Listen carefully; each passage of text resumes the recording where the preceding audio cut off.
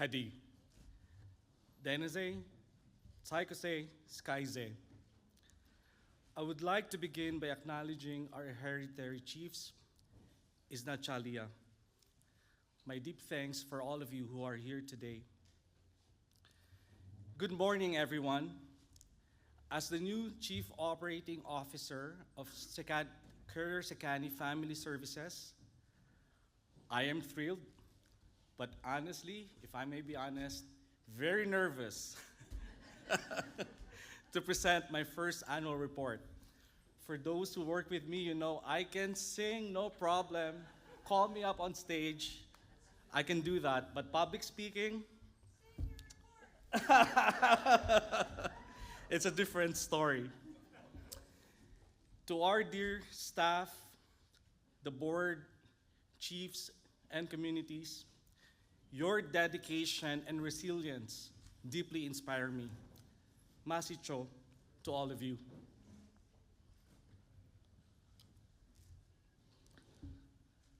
I was born and raised in Manila, Philippines, a country where government funding for youth and family services and child safety is nearly non-existent, almost zero.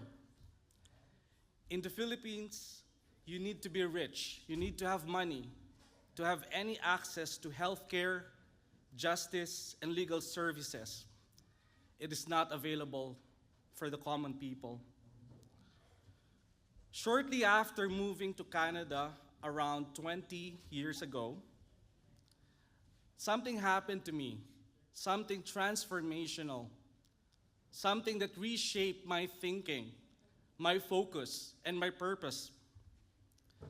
I became a home share provider for two incredible individuals facing significant barriers to inclusive living.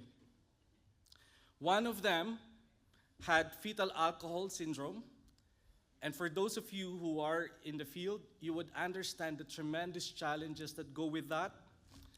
And the other one had autism, microcephaly, and severe behavioral challenges, including aggression. I was their caregiver. Similar to a foster parent, I had them live in my home. I managed issues stemming from drug use, alcohol dependence, and frequent calls from RCMP saying, "Hey Mike, your guy is here, pick him up." I also learned to de-escalate violent behaviors that involve property damage and altercations. We would be traveling, having a nice day, and one of the individuals can go from A to Z and start smashing cars in a foreign country. Having to deal with that outside of Canada was something that really humbled me. But despite these hurdles, these two wonderful individuals lived fully inclusive lives in the community. Statistically speaking, for those of our staff who are working on supported employment, individuals with autism and fetal alcohol syndrome would be in the 85% of the population who are unemployed. Yet, these two wonderful individuals, they defied the odds. While living with me, I helped them secure what we call real work for real pay, employment opportunities. That provided them the economic independence to pursue the things that they were passionate about. They traveled the world with me while contributing meaningfully to the community. And that made me think, if these two wonderful individuals, despite all their challenges, if they can live lives like that, I needed to do more. Being there for two individuals weren't enough. I needed to do more for the community. I needed to do more for the sector. And that led me to work for organizations such as Community Living British Columbia, CBI Consultants, and most recently, the Ministry of Children and Family Development. I have made it my life goal, my purpose, to champion diversity, equity, and inclusion. In the last 15 years, I have been blessed to be entrusted to lead province-wide service modernization and business excellence initiatives. At Community Living BC, I designed and implemented their entire forecasting system, which up to this day, they're using to optimize the resource allocation for over 20,000 individuals with developmental disabilities across British Columbia. That forecasting system has freed up millions of dollars that were otherwise entangled in the system because of wrong forecasting methodologies. Most recently, at MCFD, my team tackled recruitment and retention challenges in the North, especially for our C6 child protection workers, which Joni was just talking about yesterday. The last project I led involved establishing a virtual service delivery model for C6 child safety work in Vanderhoof, Smithers, Fort St. James, and other northern communities. In a nutshell, this cutting-edge work allowed some aspects of service delivery to be delivered virtually, thereby augmenting the chronic recruitment and retention problem across the province.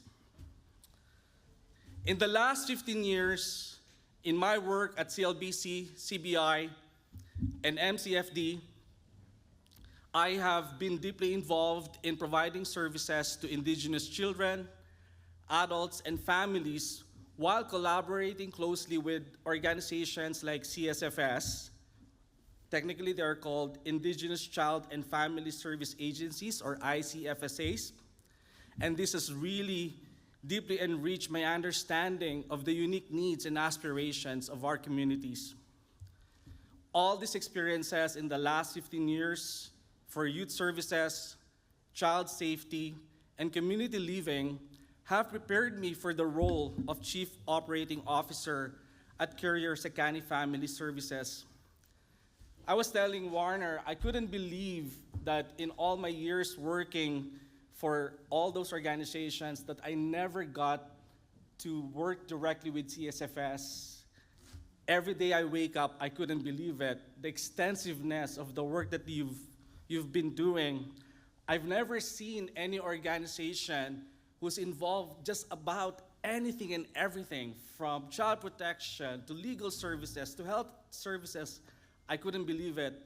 And I couldn't believe the incredible trust and confidence that you have given me to be able to contribute to the big, audacious goal of Care Sekani Family Services. I will be forever grateful. Thank you, Warner, for your trust and confidence, and thank you for the team for welcoming me and for allowing me to lead you. I am deeply humbled and thankful.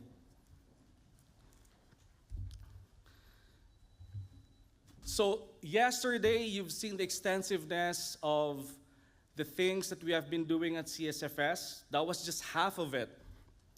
Today, you will hear a lot of presentations from my team.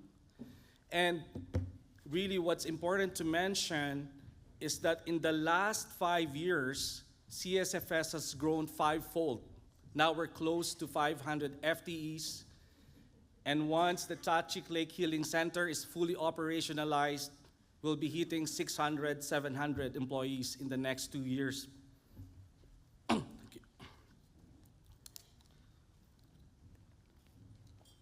We have become a national leader, and Warner, myself, and Jason were just in a call with IS, and they are really acknowledging that CSFS is leading nationally, not just in the province, in terms of our CHRT capital funding, which has helped us kick off some of the cutting-edge projects that you've heard about yesterday, the Tachik Lake Healing Center, and the clan houses, like $100 million. Can you imagine?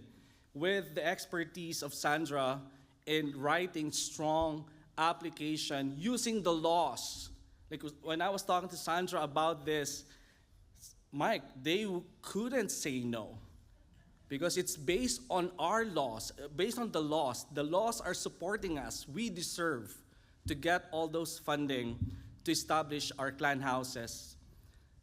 I couldn't be more excited hearing all of that. And as we have grown both in dollars and number of staff, in Warner's wisdom, and with the help of an external consulting firm as well that he brought in, the need to streamline the reporting structure for the executive team has been identified. And that's how my position, Chief Operating Officer, came about, the one that I'm honored to take on. My position was created to boost operational leadership and make sure that the day-to-day work aligns perfectly with our North Star. We are all here for one reason. We want to achieve jurisdiction. But with Warner having 10,000 executive directors reporting to him before, there was just not enough time in the day to do all of that. I know Chief Mueller was saying that Warner would always pick up the phone any time of the day, and that's something about Warner, but at the same time, he needed enough capacity, he needed enough time to be able to advance the jurisdiction work. So with my coming into the picture as COO, what we've done is all operational departments like Justice, Child and Family Services, Human Resources, Communications and IT, Housing, Capital and Infrastructure are now under the COO office, while Warner is doing everything and anything that he can for us to achieve our ambitious goal to sign the coordination agreement in the next 2 years. Visually speaking, this is how we are dividing and conquering the executive leadership team. If you look at the left, those will be the departments that are crucial for our jurisdiction goals and anything that can be considered developmental. Because as a CEO, Warner needs to stay strategic, high level. So for example, you heard Matthew talking about this new department yesterday, the Community Nursing Services and Mobile Diabetes Telemedicine Clinic, because it's a new department for us to ensure that it can be as expansive as possible while still aligning with our strategic goals. That department is reporting to Warner. And then on the right, as I've mentioned earlier, those will be operational departments like Child and Family Services, Human Resources, and others, wherein my role is to ensure that the day-to-day running of our operations will be managed efficiently while Warner is getting us to the finish line. And here they are. These are the mighty senior leaders who are now working with me in the COO office. First up, we have our birthday celebrant, Mary TG, our Executive Director of Child and Family Service. Mary is the heart of our team, ensuring families are supported and children thrive. Next up is Marlena Mann, Executive Director of Communications and Technology. Marlena keeps us connected, both internally and externally, and ensures that technology is driving our work forward. And everything you're seeing right now, this very sophisticated, well-organized AGA, you have Marlena and her team to thank for. So let's give them a warm of applause because they really worked so hard to make this happen. Thank you. Jason Morgan is our newest Executive Director of Dr. Jason Morgan, our Executive Director of Housing, Capital Infrastructure, oversees our housing and infrastructure initiatives ensuring our projects meet community needs and that we keep growing. Julie Dom, Executive Director of Justice, leads our work in transforming justice services and embedding traditional decision-making and dispute resolution within CSFS and amongst our nations. Kayla McCallum, our Acting Executive Director of Human Resources, and she's focusing on building and supporting a strong, engaged team. She makes sure that we're bringing in great people and keeping them motivated. And last but not the least, we have Taylor Boucher, our strategic admin lead, who keeps all of us organized, providing essential support that holds our team together, especially when things get hectic. After my presentation, you will hear from each of our executive directors regarding exciting updates from their departments. They've got some fantastic stories to share with us. So hang on tight, because they're definitely worth the wait. Without delving into the specifics of the updates that our executive directors will share with you, I will just highlight some key points from each of the department. Under Mary's leadership for Child and Family Services, we've teamed up with the Nicola Valley Institute of Technology to boost our training programs for social workers. This partnership will help us take the quality of care we provide to our communities to the next level. For Communications and Human Resources, we're excited to have launched our Practice Differently recruitment campaign, which is now shaking up how we attract and engage new talent. For the IT department, one of our big moves is migrating to Office 365, which will make collaborating and getting work done much easier across our teams. It's a key update that will boost our efficiency and help us respond better to the needs of communities. For housing and capital planning, we're bringing in advanced tech solutions to make sure our infrastructure is top-notch, state-of-the-art facilities that fully support our expanding services.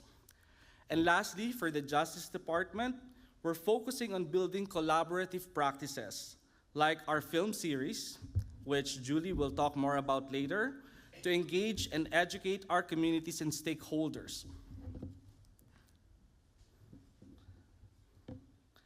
As we reach this important moment in our journey at CSFS, I can't help but reflect on how far we've come. Since joining the team, I've seen incredible growth, a lot of meaningful reflection, and bold actions that make me very excited for the future. And as we wrap up the presentation and look to the future, I want you to leave with a reminder that inspires me, gets me up every day, reminds me why I'm doing what I'm doing. Never doubt that a small group of thoughtful, committed citizens can change the world. Indeed, it's the only thing that ever has. This is something that guides me and inspires me, and I hope it does the same for you. Thank you very much, Masicho. And now I welcome any questions that you may have for me.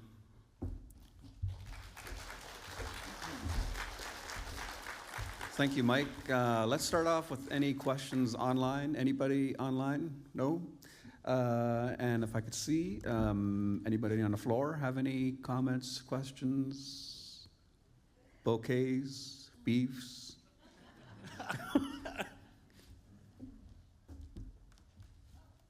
We do have a question that was submitted ahead of time from a community member, and they're specifically asking about the leadership organizational structure, which I know you addressed in your talk, but they are wondering if there will be a posting for the ED of health position, or how, I guess you could explain how that works within the new structure.